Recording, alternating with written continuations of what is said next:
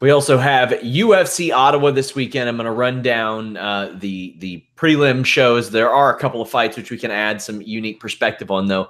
Cole Smith, a plus 105. Mitch Gagnon, a minus 125. Kyle Nelson, a plus 185.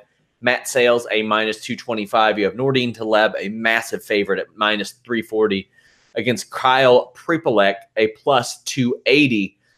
Andrew Sanchez, a minus 155. Marc-Andre Barriault, a plus 135. But Ayman Zahabi, minus 165 against Vince Morales, a plus 145.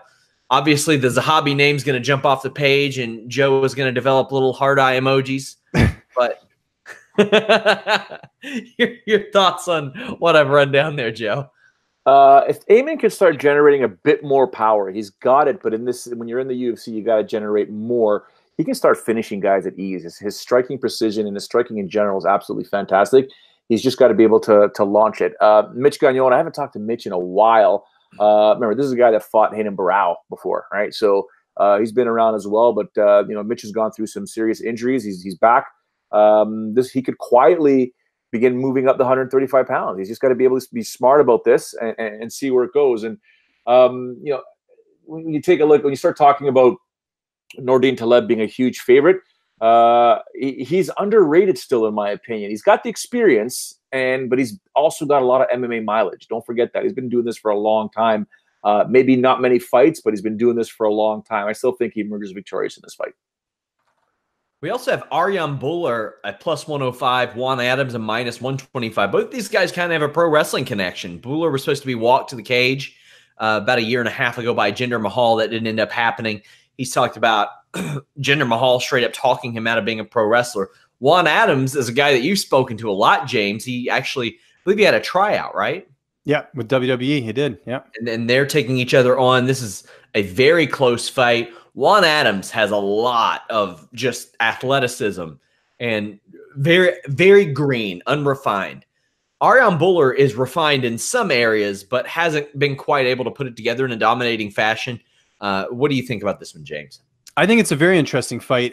You've got Adams, who's clearly physically talented. He's a very big guy. I think he showed a few holes in that debut against Chris De La Roca. I wasn't super impressed, but I mean, he's only got 5 fights. That's not a ton of experience, but that's heavyweight MMA in the state of 2019.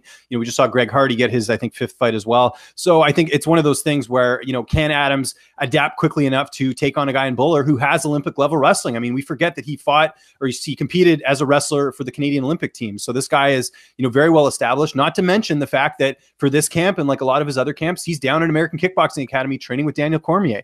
That is a good thing to be able to train with one of the best in the world. This is a coin flip for me. I mean, when this was first announced, I was like, I know what they're doing here. They're trying to build up Juan because Arjun hasn't been super impressive. But again, if Arjun's able to out wrestle Juan Adams, I think there's some value here on him at plus 105. And just the fact that he has a lot more MMA experience, not a ton, but I mean, he's got 9 fights compared to Juan's 5. It should be interesting. The question is, can Juan Adams, can he outstrike Arjun Buller? And conversely, can Buller use his wrestling to take him out there? So I think this is a bit of a coin flip. If I have to pick, I'll go Adams, but I think there is some value here on Arjun Buller just with his wrestling background. I am real excited to see what you guys think of this line. Macy Chiasson, a minus 700. Sarah Moras, a plus 500. Now, I get it. Macy's the hot thing on the streets. That line is wild to me. Wild to me. James, what says you? I think people saw that last fight with Macy Chiasson, completely dismantling Gina Mazzani. Like, we have to remember that we don't see like first round finishes with female fighters that often. Yeah. And what she did to Gina Mazzani, I know Gina's sort of on the fringe of being a UFC fighter. That was still very impressive. And you have Sarah Morris, who's had sort of an up and down career. She's had some good wins. She had that win over Ashley Evans Smith, but it's tough to say sort of where she fits in the equation. I think it's more people are impressed with Chiasson because like she was, people didn't pick her to win the show. She won the show at 45. She beat Pani Kianzad, a fighter who's a lot more experienced than her. I get the hype. I mean, this line is still crazy in my opinion, but yeah. I do see it. I do see Chiasson, winning this fight, but those odds are just insane to me. It's kind of like what we had with Roosevelt Roberts and Gifford last week. Like, Roberts clearly won that fight. There's no contestant about that, but Gifford had his moments. Gifford wasn't like a plus 500 in my opinion. To me, when you're that much of an underdog, you have to be like completely, it has to be like a, I don't know, like an Edson Barbosa and Dan Hooker type fight where there's just no competition whatsoever. One person gets completely flatlined. That to me is a huge favorite in a fight like this. I don't know if that fight goes like this. I think Sarah will have her moments, but I think Macy Chiasson will win this fight. I think Sarah could probably get underneath the hips of Macy pretty well. And Sarah is usually pretty heavy on top. I look at experience an awful lot. And 3 years ago, it's not like Chiasson can't be finished. She was finished in an amateur fight by a woman who never even turned pro.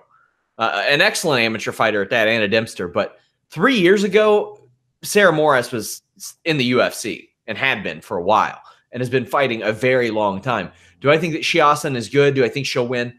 Probably. But she's not unbeatable. But it is very, very, very hard to finish Sarah Moras as we've seen in the past. I think Juliana Pena did it on Tough. And I think that's it. I think that was the only time that she's ever been finished, pro or amateur, if I could be wrong. But yep, Joe, any thoughts on this one?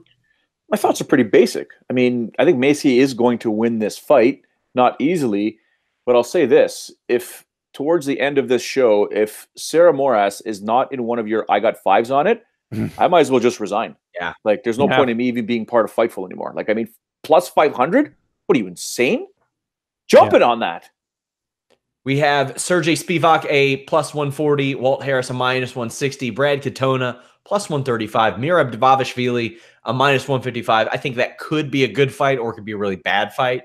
Then we have Cub Swanson, plus 150 against Shane Burgos, minus 170. Any thoughts on these, James, as we head into the top fights? Yeah, I think the lines are wrong on both of these. I think Katona should be the favorite against Dvalishvili. What has Dvalishvili's done in the UFC, really, other than he probably should have beat Ricky Simone, because I don't know if he was necessarily, if the ref screwed that up or what happened there. But he's in close fights with guys that, like his last fight, for example, he got a close win over Terrion Ware, who's not in the UFC anymore.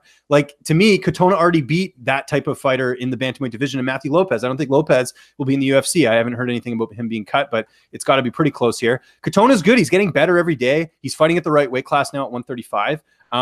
Yeah, I mean, I think he's undefeated for a reason, and I think he hasn't really been battle tested, and I think he should be the favorite in this fight. So if you can get him at plus money, I think Brad Katona is definitely worth it. Conversely, Cub Swanson, if you look at his experience compared to Shane Burgos, I mean, he's got 35 fights. He's fought the who's who. I realize he's taken some damage. He's getting older, this and that. But Shane Burgos only has 12 fights. He barely beat Kurt Hollabaugh. I mean, Hollabaugh had that fight in the bag, and then he had some bad fight IQ there, and he ended up getting submitted. I think Burgos is a great fighter, but this wasn't that long ago that Calvin Kattar finished Shane Burgos as well.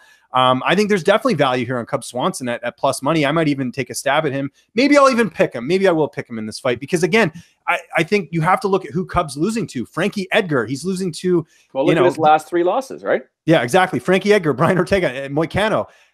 Burgos hasn't fought anyone to that level yet, really. And I think that as much as I love Burgos, great interview, great guy, definitely a rising prospect, I think Swanson should be the favorite here. So I think at plus money for both Swanson and Katona, that is definitely I got 5 for sure. Joe, any thoughts on these? Yeah, you take a look at Cub Swanson, man. Brian Ortega's Brian Ortega, man.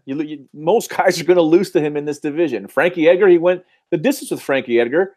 He lost a decision, right? And that was just 1 year ago. Then he ran into Renato Moicano. And this is just after I think he had his daughter, right, guys? Or he had his child? Yeah. Yeah, so, I mean, maybe mentally he was there, different motivation, but it's a different Cub Swanson. Again, he's got MMA mileage, but this dude's a monster no matter what. So just go back to his Duhoi Choi fight at UFC 206. I mean, yeah, his Artem Lobov fight. I mean, half the fights this guy has are just all performance of the night. So I don't think he's going to lose on Saturday night. I think he's going to emerge victorious. So we'll see what happens. But I'm definitely thinking he's going to have his hand raised at victory. Fightful alumni Elias Theodorou is a plus 100 against Eric Brunson, minus 120. Elias is not the most exciting fighter in the world, but he has won 5 of his last 6, and they're matching him up against a guy who's lost 2 in a row, lost 4 of his last 6 because of how Elias fights. I'm shocked this is a co-main event. Brunson fights so exciting that sometimes it just doesn't make sense. And I think that's probably what the UFC is hoping for here. For better or for worse, Joe, I think they want him to press forward, cause some havoc, maybe draw something out of Elias, or put him down. This is a really good test for Elias in that regard How do you think it goes? I think it's a huge test for Elias, and I think he's got to be smart about it because Derek Brunson doesn't have a reverse gear, doesn't have a neutral gear. I think he'll come out and he'll attack Elias because he's not going to want to be under that pressure of fighting Elias here in Canada and sit there thinking these fans are going to be cheering this guy. I'm going to hurt him. I'm going to hurt him. I'm going to hurt him. If Elias can withstand, and he's good. Elias is smart in the first round. People always say he's a slow starter. Well, he uses that first round as a feeler process, right? Just to see exactly what his opponent's up to. And then you'll see Elias pick up the pace in rounds 2 and 3, which means we could see Elias technically lose this first round if he can withstand those first 5 minutes, then begin to take over in the second round. And, it's next to impossible for any one of us three to say he's going to get a finish. But if there's ever going to be a finish that's going to present itself, it's against a tired fighter. And if Brunson gasses himself out or expends too much energy where mistakes start to happen, Elias can take over.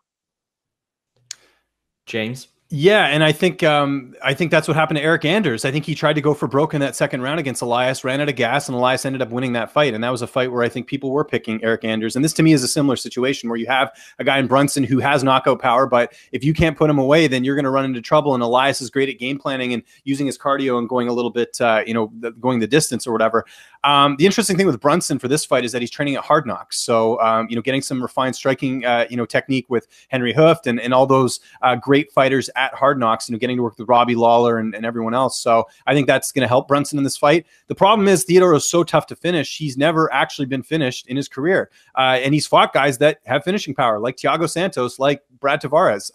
So I think if Brunson doesn't finish this could be Elias's fight to take. This would be I got 5 on it, to be honest. And I would actually, the prop right now in Theodorou by decision isn't much more, but it's plus 130. I think that's probably likely if Elias wins the fight. I don't see Elias finishing Derek Brunson, but because Elias's last finish, I think, was Roger Narvaez like ages ago. Yeah. So it's been a while, but I just think I think Elias has shown that he's very durable, and I think if Brunson can't put him away, he could end up taking it. Now, saying that, I think Brunson, if this stays on the feet, I think Brunson's a better striker, and he'll take home a win himself. But don't count out Elias in this fight. And to answer your question as to why this is a co-main event, I think it's come to the point, Joe, and you can probably speak more to this than I can, but let's go back to when the UFC first came to Canada. You had George St. Pierre, you had all these huge stars. I think right now, if you're looking at the roster, Elias is probably the biggest Canadian star they have right now. So that's why he's in this co-main event slot. And he has a big following on Twitter, and he has all these things outside his current fighting career. I think that's what they're banking on more than anything, is that he's just a guy that Canadians are like, oh yeah, I'll root for him. I think that's why he's in the spot. He's got the biggest following in the country, that's for sure. That's a live UFC competitor on the roster. So I think that's why he's in the co-main event. We can get into the UFC and how they drop the ball in Canada, but that's another story altogether. Main event, Iaquinta, a minus 130 favorite against Donald Cerrone, a plus 110. Donald Cerrone, assuming the weight cut goes smoothly, I mean, he never misses weight in that regard, but you never know what it takes out of him. He's won 3 out of 4.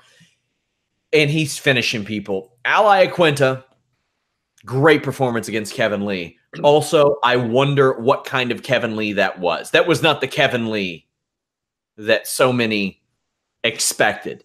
Other than that, he's not really had a great performance since 2017 because he didn't fight that much. But that win over Kevin Lee put him in a place in this division. Hanging with Khabib Nurmagomedov for 5 rounds put him at a place in this division. I'm going with Donald Cerrone. I think that Donald Cerrone can get himself out of most positions that he ends up in on the ground. However, as we've seen, Iaquinta will slug it out with you, and he will do some damage there. I think that Donald Cerrone has more ways to finish this fight than Iaquinta does, but I think the line is right where it should be, Joe. It's really close, and it's a hell of a fight. What do you think? I think the line is exactly where it should be. I think you're absolutely right. My only concern for Donald Cowboy Cerrone would be the fact that you're cutting more weight, less water around your brain, aka easier to get knocked out, taking on Iaquinta, who'll be more than happy to brawl with him. So this is going to be a fantastic fight. I cannot see it whatsoever being a boring fight or what the hell am I watching type of fight. I think this one goes down, and this is going to be guns a blare, and just these guys are going to be going absolutely nuts. I don't know if I could actually make a prediction in this one here because there's Cerrone just has that skill, boys, that at any one point in time he throws off that 3-4 punch combination, ends with a kick, someone goes nighty-night. So and Iaquinta is he's a real estate agent. I'm a mortgage broker. We're cool like that. I know Donald forever, known Al forever, right? So I'm just gonna let this one go, boys. I'm just looking forward to it going down. James? Yeah, I think this is Joe. I'm glad Joe brought up the weight cut because I think that could play a role here. I thought it was going to happen in the last fight against Alex Hernandez. I thought Hernandez would catch him at one point, but I think the experience with Cowboy, and I think Hernandez got a little big brother there. I think maybe a little too, you're fighting your idol, one of your idols in Cowboy. I mean, Hernandez is from Texas and stuff. It was a big deal for him fighting him. But Al Iaquinta, to me, what he showed in his last fight, and I realized Kevin maybe wasn't himself, but that was very impressive. He went the distance with Habib. I realized that was a short notice fight, but Al is getting big wins. He's getting big knockouts. I think Al, all he has to do if this stays standing is outpoint Cerrone. And to me, I think Al right now is the better fighter. I think we haven't learned enough at as far as Cerrone at lightweight. I mean, if you go look at Cerrone's record right now, his last big win at lightweight, you have to go all the way back to Benson Henderson, January 2015. Like, no offense to John McDessie and some of the other lightweights he's fought, but that's the biggest win he's had in the lightweight division since then. And Al's been beating, Kevin Lee and Diego Sanchez, has a split over Jorge Masvidal, which as well, I know that was a fight that could have gone either way, but still, that's still a good win on his resume. To me, I think that Iaquinta is just the better striker, and I don't see this hitting the mat. I think Iaquinta keeps it standing, and he potentially finishes Cerrone either in the third round or he gets a decision here. But I like Al Iaquinta, and I think the line, like you said, is right where it needs to be. Cerrone, very dangerous on the ground, an accomplished striker himself. But I just think, I'll go with the younger guy and the guy who has a little bit more upside in the lightweight division.